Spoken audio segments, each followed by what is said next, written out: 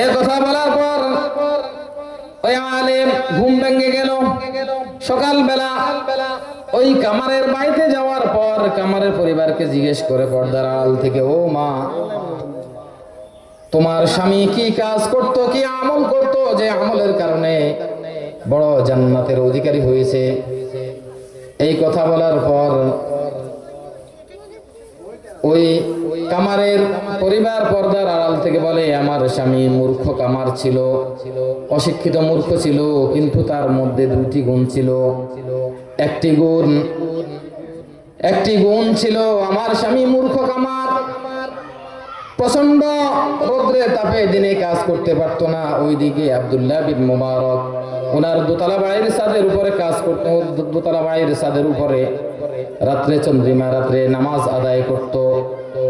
আর এই চন্দ্রিমা রাতে একজন মানুষ, সাদা পাগড়ি পরনেওয়ালা মানুষের অবস্থা চতুর্দিক থেকে দেখা গেলে কেমন লাগে। আমার স্বামী ওই মানুষটার দিকে তাকাই আফসোস করতো। আমার স্বামীর অন্তরের মধ্যে ইবাদতের আফসোস ছিল। আমার স্বামী যখন আব্দুল্লাহ বিন মুবারক নামাজ আদায় করে, আমার স্বামী তখন ওনার দিকে তাকিয়ে বলতো, আল্লাহ কি আজব বন্টন তোমার, কাউরে দোতলার মালিক বানাইছো, সম্পদের মালিক বানাইছো, ইলমের অধিকারী করেছো। কারণ দুনিয়ার মধ্যে আব্দুল্লাহ বিন মুবারক বড় তাবিঈ ছিলেন না, তো কোনো টাকা পয়সার অভাব ছিল না, ইলমের অভাব ছিল না, কোনো কিছুর কোনো কামাই রুজি রোজগারের কোনো ভয় ছিল না ওনার কাছে। আব্দুল্লাহ বিন মুবারক ওনাকে আল্লাহ সুবহানাহু ওয়া তাআলা এত সম্পদের অধিকারী করেছে। এই কথা বলার পর মহিলা বলে, আমার স্বামী আব্দুল্লাহ বিন মুবারকের নামাজের দৃশ্য দেখে বলতো, আল্লাহ, দিনের বেলায় সূর্যের তাপে, প্রচন্ড তাপে, হালাল রিজিকের সন্ধানে কাজ করা যায় না, রৌদ্রের প্রচন্ড তাপ, উত্তপ্ত মরুভূমির মধ্যে রৌদ্রের তাপ, আর যদি হালাল রিজিকের সন্ধান থাকতো আমার, তাহলে আমিও কিন্তু নাফরমান না, আমি কিন্তু মুমিন, আমিও কিন্তু আব্দুল্লাহ বিন মুবারকের মতো রাত্রে দাঁড়িয়ে দাঁড়িয়ে সারা রাত ইবাদত করতাম, তাহাজ্জুদের নামাজ আদায় করতাম। আল্লাহ, দিনের বেলা কাজ করা যায় না, তাই রাত্রেবেলা হালাল রিজিকের সন্ধানে ছেলে মেয়ে পরিবারের রিজিকের জন্য রাত্রে আমি কাজ করতেছি। মহিলা বলতেছে, ভাই, আমার স্বামীর এই আফসোস ছিল। আর যখন আজান হইতো, মুয়াজ্জিন যখন মসজিদে আজান দিত, আমার স্বামী আর কোনো কাজ করতে পারতো না। লোহার মধ্যে বাড়ি দিবে হাতুড়ি দিয়ে, এমন সময় আওয়াজ, মসজিদের মুয়াজ্জিন আওয়াজ দিল আল্লাহু আকবার বলে, আমার স্বামী এই হাতুড়ে পিছনের দিকে পালাই দিত, আর সামনে লোহার মধ্যে বাড়ি দিতে পারতো না। আর বলতো, আল্লাহ, ওগো মালিক, তুমি কিন্তু দেখেছ, তোমার নামের শব্দ শোনার পর, তোমার আওয়াজ শোনার পর আমি তোমার কদমের দিকে হাত বাড়াইলাম, পাও বাড়াইলাম, আমি কিন্তু আমার হাত আর কোনো কাজ চলে না, আমি কিন্তু লোহায় বাড়ি দিই নাই।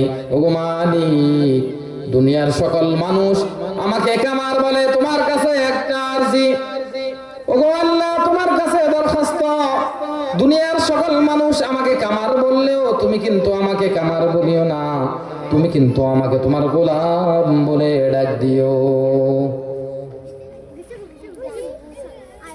ওয়াজিলাত কুলুবুহুম, এই যে মুমিন বান্দা, তারা যাদের অন্তর আল্লাহর ভয়ে কেঁপে ওঠে, মুমিন তো তারাই যারা আল্লাহর কথা শুনলে তাদের হৃদয়ে কেঁপে ওঠে, ভয় আসে, এবং কোরআন তেলাওয়াত করলে তাদের ঈমান বৃদ্ধি হয়ে যায়। আল্লাহ সুবহানাহু ওয়া তাআলা বলতেছেন, প্রকৃত মুমিন তারাই, সফল মুমিন তারাই, শুধুই তারাই যাদের অন্তরের মধ্যে, যাদের মধ্যে পাঁচটি গুণ আছে। আল্লাহর কথা বললে, আল্লাহর কথা স্মরণ করলে তাদের অন্তরে ভয় আসে, আর কোরআন তেলাওয়াত করলে তাদের অন্তরে ঈমান বৃদ্ধি পায়। وَإِذَا تُلِيَتْ عَلَيْهِمْ آيَاتُهُ زَادَتْهُمْ إِيمَانًا وَعَلَى رَبِّهِمْ يَتَوَكَّلُونَ। 3 নম্বর মুমিন তারাই যারা আল্লাহর উপর ভরসা করে। ভরসা একমাত্র কার? আল্লাহর ভরসা, নাকি আর কারো ভরসা? আল্লাহর ভরসা। ভরসা করব আল্লাহর উপরে, কোন বস্তুর উপরে নয়। কোন জিনিসের উপরে নয়, কোন দরগার উপরে নয়, কোন দরগা দুর্গার উপর নয়, কোন জিনিসের উপর নয়, একমাত্র ভরসা করব আল্লাহ সুবহানাহু ওয়া তাআলার উপর। তারাই মুমিন, প্রকৃতপক্ষে মুমিন। অথচ মুসলমানের ঘরে জন্ম নেয়, তাদের কোরআন তেলাওয়াত ভালো লাগে না, ওয়াজ মাহফিল ভালো লাগে না, আলেম ওলামায়ে কেরাম ভালো লাগে না, এরকম মানুষ আছে না নাই? মুসলমানের ঘরে জন্ম নিয়ে তাদের কোরআন তেলাওয়াত ভালো লাগে না। এটা তো ছিল আবু জাহেল, উতবা, সাইবা, হ্যাঁ, তাদের স্বভাব ছিল এটা।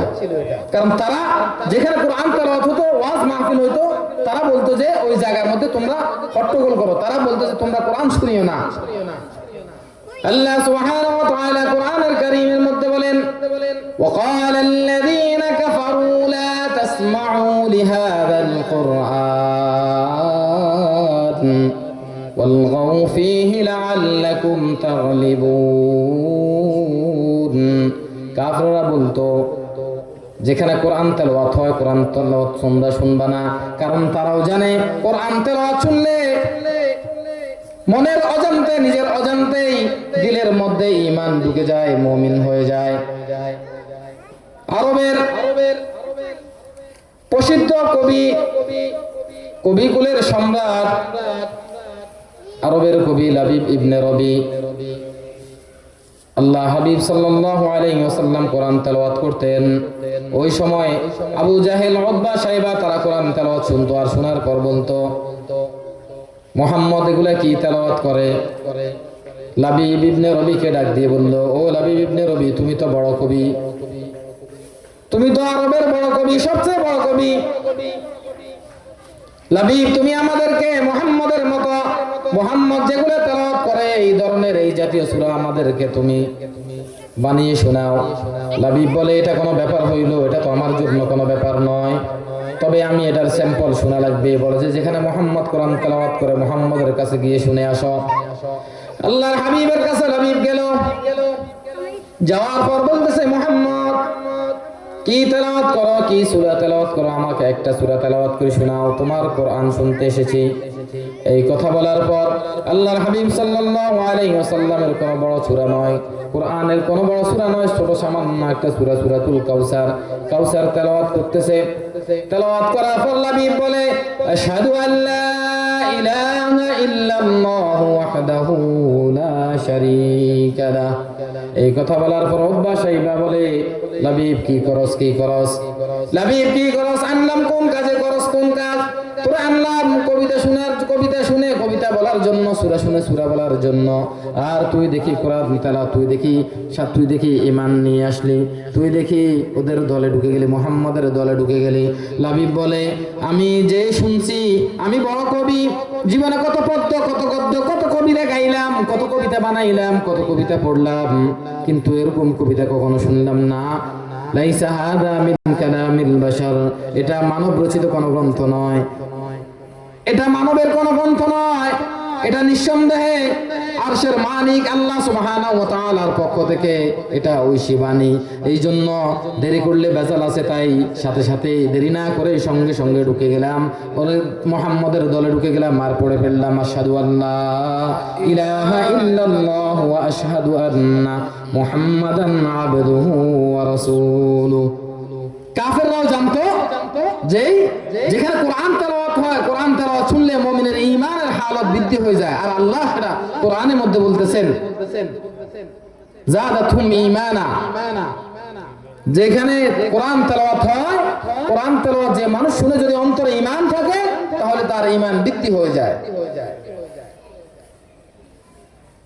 ওয়ালা রাব্বিহিম ইয়াতাওয়াক্কালুন, মুমিনের 3 নাম্বার গুণ, মুমিন ভরসা করে আল্লাহর উপর। মুমিন কার উপর ভরসা করে? আল্লাহর উপর। আল্লাহ সুবহানাহু ওয়া তাআলা কোন উসিলা ছাড়াই মুমিনকে পার করে দিতে পারে। আদ-দুনিয়া বিল ওয়াসাইল মিনাস সুন্নাহ, উসিলা লাগে, তবে আল্লাহ চাইলে উসিলা ছাড়াও আল্লাহ সুবহানাহু ওয়া তাআলা পার গতি দিতে পারে। যেরকম মুসা আলাইহিস সালাম যখন নীল নদের সামনে আসলো, সামনে নদী, পিছনে ফেরাউন, যাওয়ার কোনো জায়গা নাই, কোথাও কোনো দিকে যাওয়ার কোনো জায়গা নাই। বলতেছে বনি ইসরায়েলের লোকেরা বলতেছে মুসা এখন কি, বলে যে এখন উনি, এখন আল্লাহ। কারণ আল্লাহ চাইলে কোনো উসিলা ছাড়াই পার করে দিতে পারে, পারে কি পারে না? পারে। তখন আল্লাহ সুবহানাহু ওয়া তাআলাকে মুসা আলাইহিস সালাম বলতেছে, আল্লাহ আপনি ছাড়া তো আর কেউ নাই। আল্লাহ সুবহানাহু ওয়া তাআলা বলতেছে ফাদরিব বিআসাকাল বাহর, মুসা হাতে যে আসা আছে, যে লাঠি আছে, এই লাঠি দিয়ে দরিয়ার মধ্যে, সাগরের মধ্যে বাড়ি দাও। আর বাড়ি দেওয়ার পর সাথে সাথে রাস্তা হয়ে গেল। সুবহানাল্লাহ।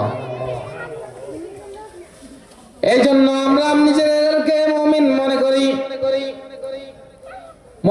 আমরা বড় মুমিন, আমরা বড় ঈমানদার, আমরা নামাজ আদায় করি, কিন্তু আমাদের তাওয়াক্কুল আল্লাহর উপর থাকে না। আমরা রোজা রাখি, আমরা আরো যতগুলা সমাজের কাজ আছে, সব কাজ, সব ইবাদত আমরা করি, কিন্তু ঘুষও খাই, সুদও খাই, সমাজের সর্বোচ্চ খারাপ কাজ যেগুলো সেগুলোও আমরা করি, আবার নিজেকে মুমিন দাবি করি।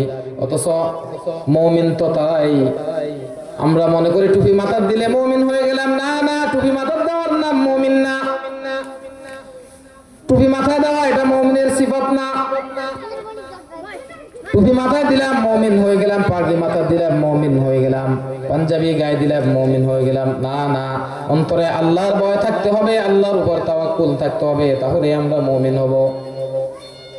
আর আল্লাহর আলোচনা, আল্লাহর জিকির শুনলে দিলের হালত বেড়ে যায়, তাহলে মুমিন হতে পারবো। চতুর্থ নাম্বার, আল্লাযীনা ইউকিমুনাস সালাহ, মুমিন তারাই নামাজের সময় নামাজ আদায় করে। ওয়া মিম্মা রাযাকনাহুম ইউনফিকুন। পঞ্চম নম্বর, আল্লাহ সুবহানাহু ওয়া তাআলা যে সম্পদ দিয়েছে ওই সম্পদ থেকে দান করে, তারাই মুমিন, তারাই প্রকৃত মুমিন, আসল মুমিন। যদি এই কাজগুলো আমাদের কাছ থেকে আদায় হয়, আমরা যদি এই কাজগুলো করতে পারি আল্লাহ সুবহানাহু ওয়া তাআলা তাহলে আমাদেরকে প্রকৃতপক্ষে মুমিন হিসাবে, যদিও আমাদের বিচরণ জমিনে হয়, যদিও আমরা সামান্য কামাত, সামান্য খের খাওয়া মানুষ, যদিও আমাদের দুনিয়ার মধ্যে কোনো শান শওকত নাই, যদিও আমাদের দুনিয়ার মধ্যে কোনো উচ্চ মর্যাদা নাই, আল্লাহ সুবহানাহু ওয়া তাআলার দরবারে আমাদের মর্যাদা অনেক উপরে। লাহুম দারাজাতুন ইনদা রাব্বিহিম ওয়া মাগফিরাতুন ওয়া রিজকুন কারীম। তাহলে এই কাজগুলো করতে পারলে আল্লাহ সুবহানাহু ওয়া তাআলা আমাদেরকে মুমিন হিসাবে আল্লাহ আমাদেরকে কবুল করবেন। আর আল্লাহ সুবহানাহু ওয়া তাআলার পক্ষ থেকে সম্মানজনক রিজিক জান্নাতের মধ্যে তিনি আমাদেরকে দান করবেন। এই জন্য আমরা বেশি বেশি করে যেখানে কোরআনের আলোচনা হয় আমরা আলোচনা শুনতে যাব, যেখানে কোরআনের তেলাওয়াত হয় আমরা তেলাওয়াত শুনবো। তেলাওয়াত শুনলে ইমানের হালত বেড়ে যায়,